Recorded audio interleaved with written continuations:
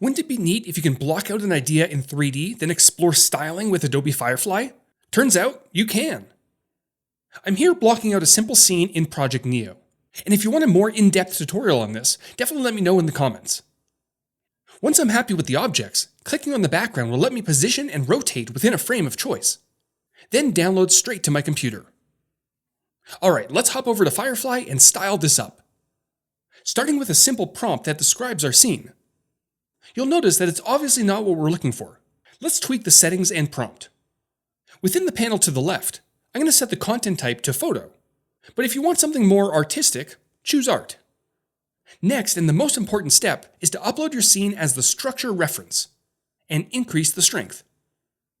The last thing I like adding to these generations is the hyper-realistic effect. But of course, if you don't need something ultra-realistic, this may not be necessary. Perfect. Before we generate, let's make some changes to our prompt. And this will not only include the texture and materials we want to use, but also the type of shot, surface, background, and lighting you may want to mimic. With that all set, it's time to generate. And just like that, our basic 3D scene has been brought to life. Once you really start experimenting with this technique, you can whip up some pretty fun scenes, which I'd love to see. Send them to me on X, subscribe for more content, and I'll see you all next time.